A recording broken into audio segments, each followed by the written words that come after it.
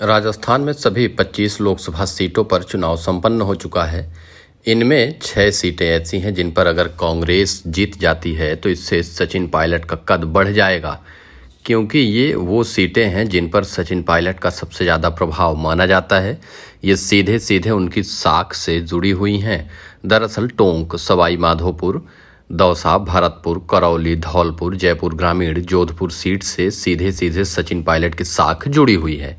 इन सीटों पर अगर कांग्रेस पार्टी विजय प्राप्त करती है तो सचिन पायलट का दखल दिल्ली की राजनीति में भी बढ़ सकता है।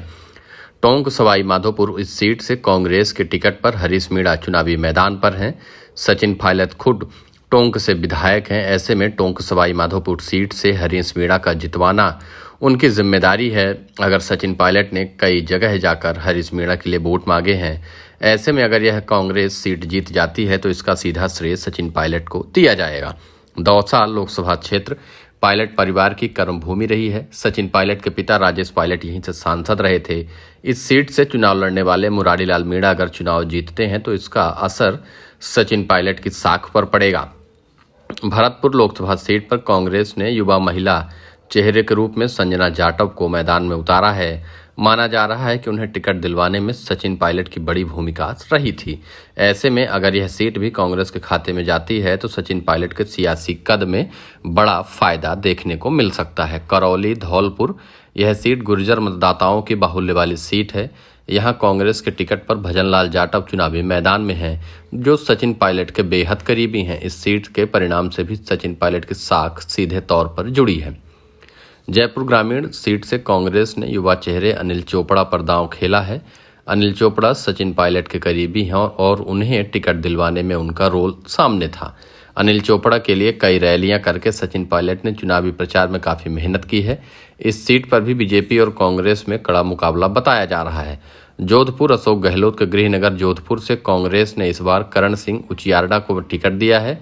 करण सिंह ने बीजेपी के गजेंद्र सिंह शेखावत को कड़ी टक्कर दी है। करण सिंह उचियारडा पायलट के बेहद करीबी हैं। ऐसे में यह सीट अगर कांग्रेस जीतती है तो इसका श्रेय भी सचिन पायलट को दिया जाएगा। सचिन पायलट सिर्फ इन्हीं 6 सीटों पर ही प्रभावी नहीं रहे, बल्कि देश भर में करीब 8 राज्यों में 65 से ज़्यादा चुनावी सभाएं की हैं। सचिन पायलट तीसरे नंबर पर वो नेता हैं जिनकी कांग्रेस में सबसे ज़्यादा सभाएं हुई हैं, राहुल प्रियंका के बाद। राहुल प्रियंका की डिमांड तो पूरे देश में सबसे ज़्यादा रही ही, लेकिन उसके अलावा सचिन पायलट का नाम भी कांग्रेस के उन सभी बड़े नेताओं में शुमार हो गया है जिनकी देश भर में लोकप्रियता है। इसी वजह से राजस्थान की सभी 25 सीटों पर तो सचिन पायलट ने चुनाव प्रचार किया ही, उसके अलावा देश भर में करीब 8 राज्यों में सचिन पायलट ने करीब 65 सभाएं की हैं।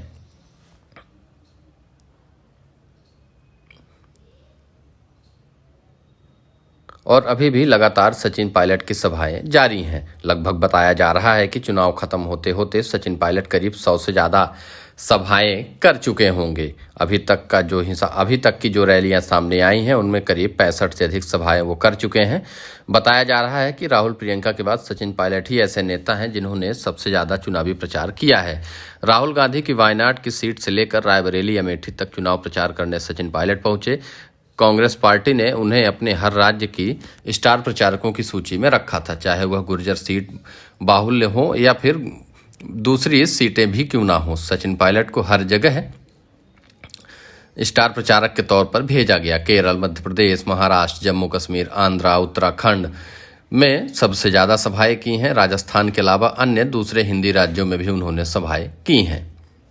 फिलहाल सचिन पायलट राजस्थान में इन सभी 6 सीटों पर जीत दिलाने में कामयाब हो जाते हैं तो उससे यह तो स्पष्ट हो जाएगा कि आने वाले 2028 के विधानसभा चुनाव में सचिन पायलट ही सबसे बड़े नेता रहने वाले हैं। अशोक गहलोत और उनके कद के जो भी नेता थे, अब वह राजस्थान की राजनीति से धीरे धीरे बाहर होते दिखाई दे रहे हैं।